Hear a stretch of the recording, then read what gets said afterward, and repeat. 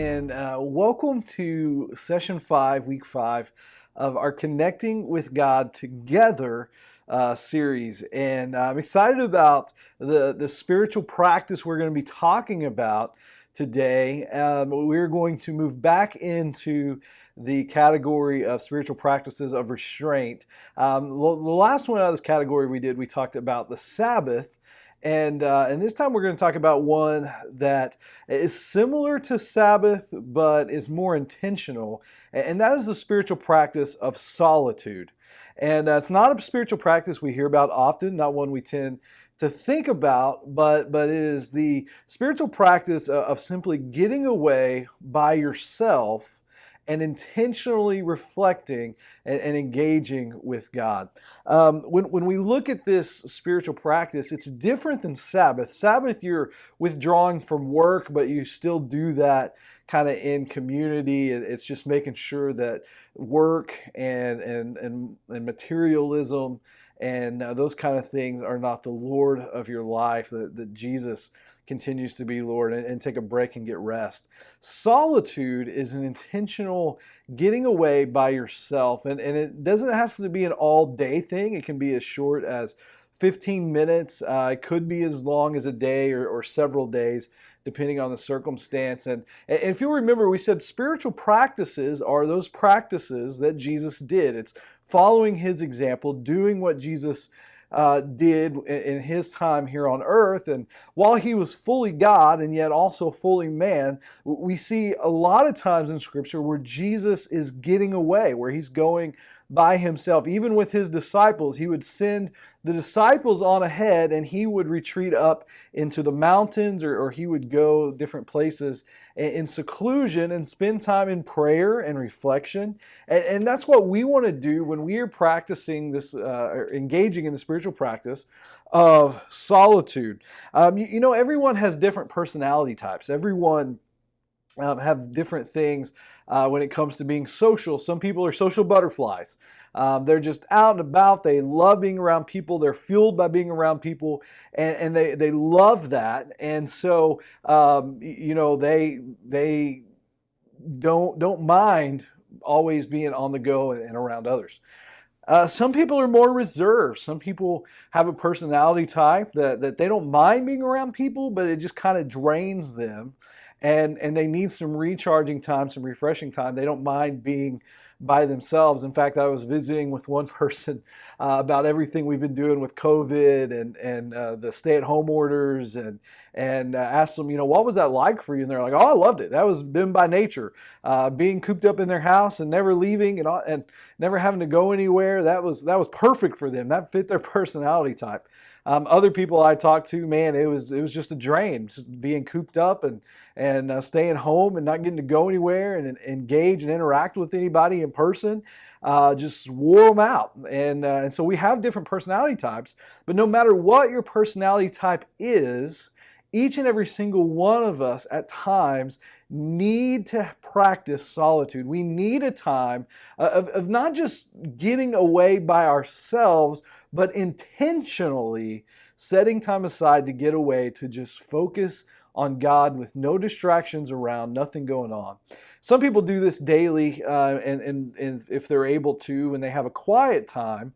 But let's be honest, for a lot of people, your daily quiet time generally isn't that quiet. You're just trying to rush through. You've got a small amount of time.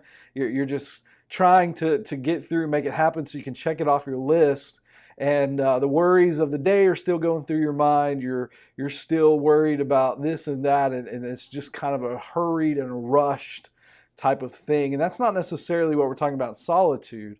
With solitude, we're talking about getting away intentionally and just praying, reflecting, being quiet before God. We're talking about spending time alone with God in prayer and in His Word. And as we practice this, we're practicing the same thing that Jesus practiced when He was on this earth. Being fully God, fully man, spending time alone with the Father. If He felt the need to do that, we certainly need to engage in that spiritual practice. And let me give you some examples. I know I mentioned some a while ago just in passing, but let me give you some more specifically and just examples of Jesus going alone and spending time and fasting and praying. And one of the most obvious ones we see is in Matthew chapter 4, as he is beginning his earthly ministry. The Bible tells us that he went into the wilderness for 40 days to be tempted by the devil. While he's in the wilderness, when you do some digging and realize he was in isolation, he was praying, he was fasting, and those temptations, they didn't come till towards the end of that 40 days. And so Jesus, as he's preparing his earthly ministry, wants to spend time in solitude and spend time alone with the Father before he embarks and engages upon that. We see that many times throughout Scripture where Jesus goes into the mountains to pray. If you look in Luke chapter 6 and also John chapter 6, kind of shares with us another time, but we see where Jesus was heading to a desolate place. He had just been in the middle of a crowd. He had been in the middle of healing people and engaging with people, and it said him and his disciples decide, okay, we need to go take a break. And they're headed to a desolate place, and the crowds follow them. And so he turns around and he sees these people in a desolate spot, and he says he has compassion on them. He teaches them, and then he tells his followers, hey, we're in an isolated area. There's not like a market or anything nearby, so we need to feed the people. And of course, this is one of the encounters where Jesus feeds a great multitude. But even then, it says that after he does that, he sends his disciples on, and he himself goes up into the mountains to pray and spend time with God and to spend time in isolation. We see in Matthew 14 that Jesus receives word that his cousin John the Baptist has died. That he has been captured, he has been beheaded. His disciples, it says, they take and they bury the body of John the Baptist, and then they go and they tell Jesus. And the scriptures tell us in Matthew 14:13 that when Jesus receives word that he decides he needs to go up into the mountains to spend some time in prayer and some time in isolation. We see that before his arrest, that Jesus is spending time in the Garden of Gethsemane. And I know you're thinking, he's like, yeah, but he wasn't there alone. No, he wasn't initially, but yes, he was when the time came. Remember, he took the disciples with him, and he left them in one spot and said, you guys pray. And then he went on with James, Peter, and John and went deeper into the garden. And then he left them and he said, you guys stay here and pray. And then he went on by himself and spent time in prayer. And then he came back and they were asleep. And he said, guys, what are you doing? Can I not ask you to stay awake with me for 1 hour? And and so we see how those events transpire. And so we see this practice in the life of Jesus. We see him getting away from the noise of the world and the busyness of everything around him and spending intentional time in solitude with the Father. And if you notice the series of events, they're before or as a result of kind of some major things happening in life. So Jesus is beginning to launch his earthly ministry, spends 40 days in the wilderness. He is just taught and poured out to a large crowd, and so afterwards he wants to go spend time with the Father in isolation. We see other times in scriptures where Jesus simply gets up early in the mornings, heads up into the mountains and spends time in isolation. And why the mountains? Why would Jesus go to the mountains? Why would Jesus always? Because it was a place of isolations. People didn't spend and live a lot of time up in the mountains, and so he knew he could get away. He could go there to those places. When John the Baptist passes away, that's very heartbreaking news. Remember, Jesus said of John the Baptist, there's not a woman born amongst men who is as great as John the Baptist. And he says, but I tell you, if you will listen to me, then you will be even greater than he was. And so the Jesus held John in such high regard, and that upon his death and his beheading, he wanted some time alone with the Father. And then, of course, embarking upon his arrest and crucifixion, he goes and spends time in solitude. And here's what I think, that if the perfect example of life And the perfect example of a life connected to God saw great benefit and purpose of spending time in solitude with God. We need to do the same. We need to intentionally seek out solitude, not just to get away, but intentionally to go and to spend time in prayer and seeking God and His Word. When we go and we spend time in solitude, I want us to understand that calms our spirits, it quiets our minds, and we're able to hear the Spirit of God in our lives. In fact, maybe you found yourself just saying, I'm praying and I'm praying and I'm praying, and I just don't feel like God is hearing me. I don't feel like God is answering me. I want to encourage you to go spend some time in solitude. So many times we're caught up in the worries of the world, the worries of our circumstances, the anxieties of everything that's happening around us. And we get to the point where we are just going, God, I need you, I need you, I need you. And I think God is wanting to speak to us, but the noise of the world is constantly bombarding in. And we just need to spend time in solitude to get away, to intentionally spend time with God so we can clearly hear His voice. I want you to understand that when you spend time in solitude, it really helps us focus on our dependence of God, that we desperately need Him. When we are no longer distracted by the things of the world, when we're no longer distracted by the busyness of life, when we can get away and we can quiet our minds and we really say, Lord, I do truly need you. I am completely dependent upon you. I cannot go through all of this life by myself. I'm weary, I'm worn, I'm restless because of all of the things that's going on around me and the noise of it all, the busyness of it all. And we quietly hear Jesus say, cast all of your anxiety on me because I care for you. Take my yoke upon you because my way is easy, my burden is light. And we're able to stop and consider and just realize we need God. Solitude also helps us to grow in our desire for God. When we are in a place of solitude, we crave that, we want that. Like many students who grow up in the state of Oklahoma, I attended a Christian church camp every summer. Now, I did not go to Falls Creek like many are used to doing. The church that I grew up in, they quit going to Falls Creek when I was very young. And by the time that I was a teenager and was able to attend camp, the habit was already ingrained in our church to go to Kamishi Baptist Assembly in Tallahena, Oklahoma. It was a little small church camp. Youth camps would run maybe around 800 to 900 students. A lot smaller than Falls Creek in the Winding Stair Mountains in southeast Oklahoma. And there was a particular spot in the campground that was easy to go to, but it was isolated.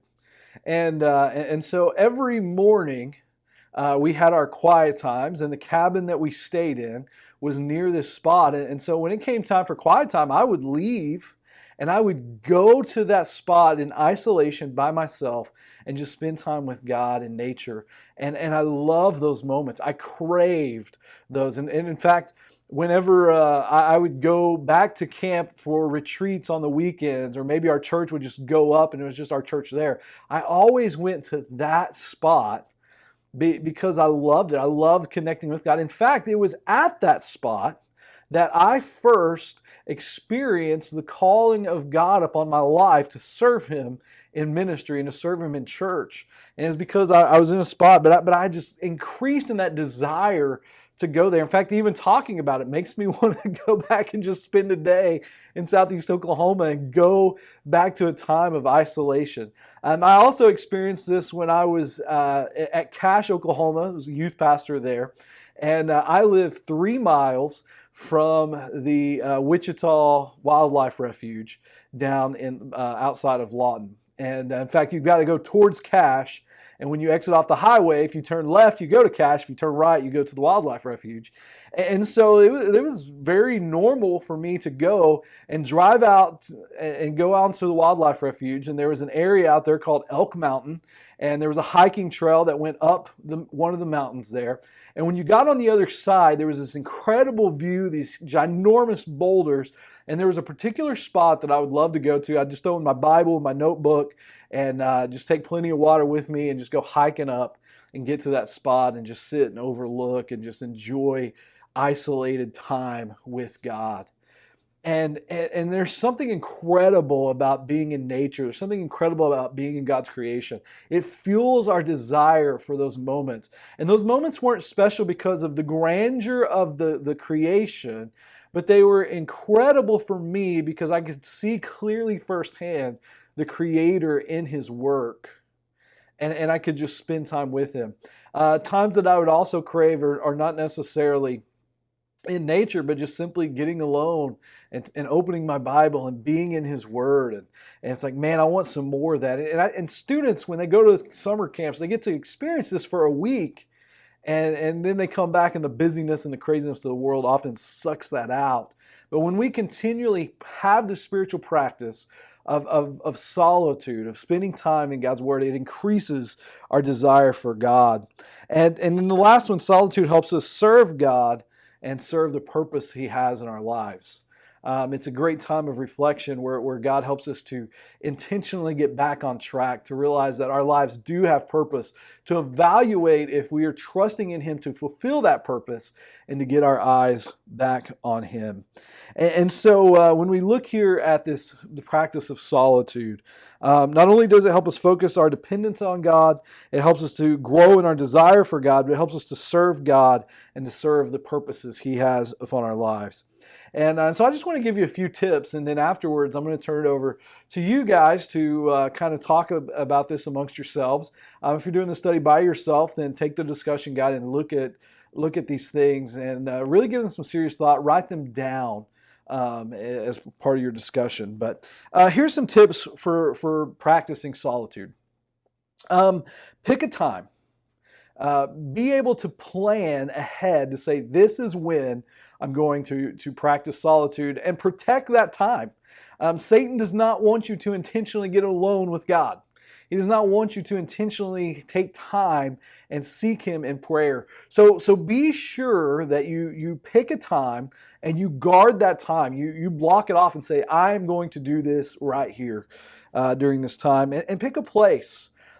Pick a spot where you can go that's genuinely going to be quiet. Don't just pick a spot in the house if you can still hear the busyness of of family activity and activity in the house around you.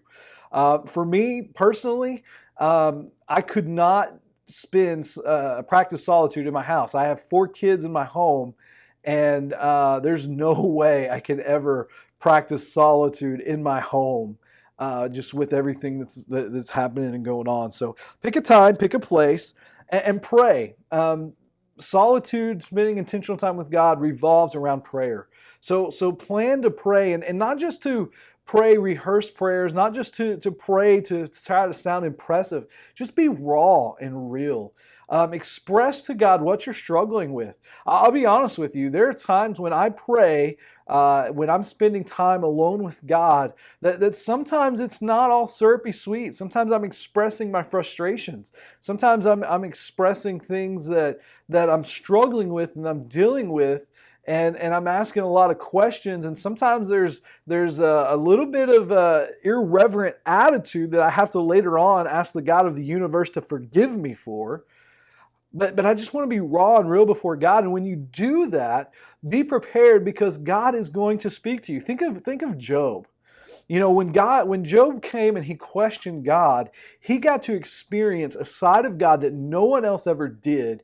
And he gained a deeper appreciation and a deeper reverence for God because of that encounter. And so I want to encourage you, just pray and to be raw and to be real. And as you do that, the last one is pay attention to your thoughts and to your feelings.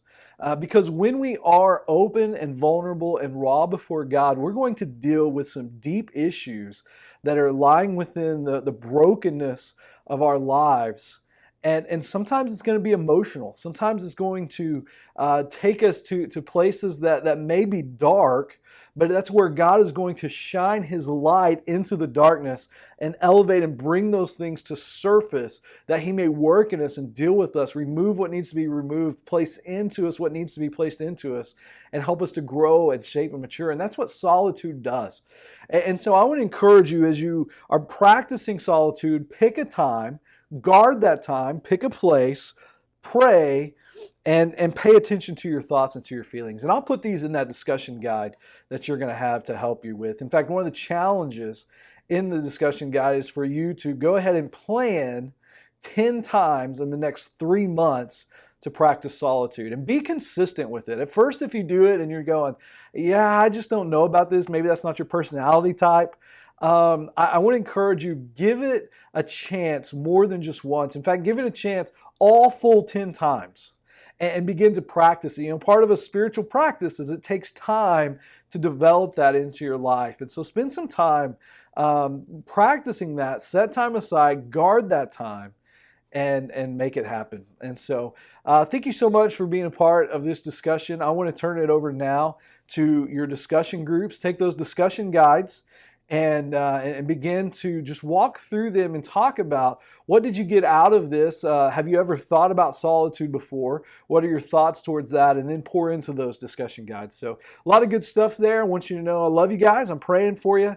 And I can't wait to hear from some of you what God is doing in your life as you're practicing solitude. So God bless you guys.